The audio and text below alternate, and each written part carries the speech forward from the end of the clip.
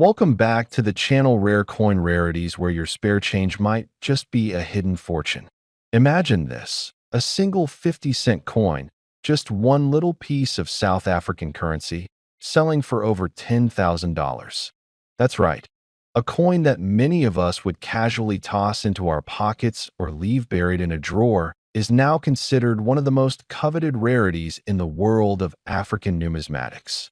But what makes the 1988 South Africa 50-center coin so special? Why are collectors scrambling for this seemingly ordinary coin?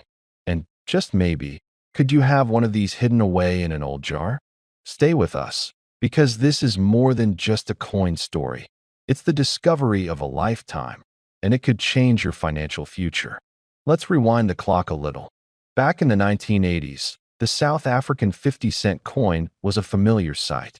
It was a workhorse of everyday transactions, used for bus rides, small purchases, and perhaps tucked away in the backs of wallets or forgotten on countertops.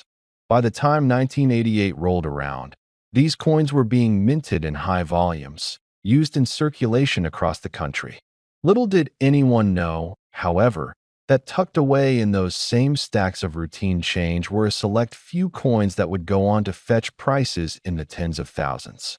And this is where the story of the 1988 South Africa 50-center coin gets exciting. At first glance, it looks just like any other coin in your pocket. Reverse side, the iconic South African coat of arms, flanked by the country's name in both English and Afrikaans. Simple, clean, and familiar.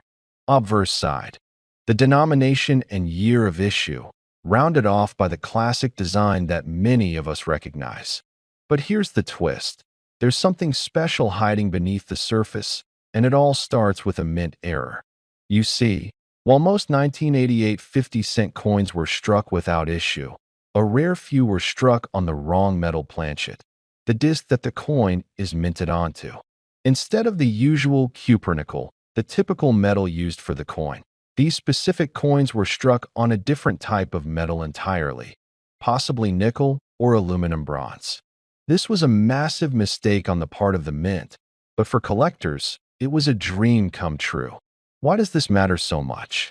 When a coin is struck on the wrong metal, it becomes a mint error, and mint errors are gold mines for numismatists.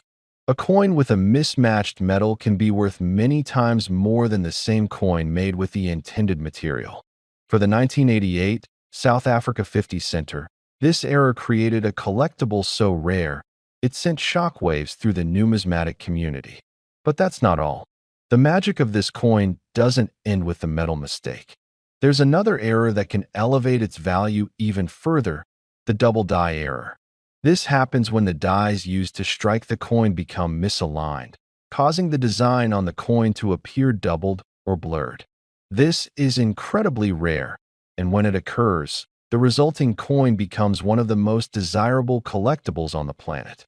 Imagine the sheer excitement of spotting one of these coins in your collection. It's like finding a treasure chest buried in your pocket change. Now, let's talk about condition. Just as important as the error itself is the state of the coin. In order to reach that lofty price of $10,000, the coin needs to be in pristine condition. We're talking about a coin that is graded MS66 or higher, which means it's nearly flawless. No scratches, no wear, no discoloration. For a coin that was originally used as everyday currency, finding one in such mint condition is a rare stroke of luck. But that's exactly what happened with the coin that recently sold for $10,000. It had the rare mint errors, but it was also in such impeccable shape that it could have been freshly minted yesterday. And here's the kicker. When coins like this sell for astronomical sums, counterfeits and fakes are never far behind. So how do you make sure you're not being duped into buying a replica instead of a rare treasure? Let's arm you with a few quick tips to help you spot a fake coin before you make a costly mistake. Weigh it. A normal 1988 South Africa 50-center coin weighs about 5.7 grams. If it's lighter or heavier than that, it's time to be suspicious. The magnet test. Real South African 50-cent coins are not magnetic. If your coin sticks to a magnet, It's either a fake or made from the wrong material entirely. Look at the details. Inspect the design closely. Genuine coins have sharp, clean lines, and the engraving should be crisp. Counterfeits often look blurry, uneven, or poorly struck. Check the color. Authentic coins have a warm, silvery hue due to their cupronickel composition.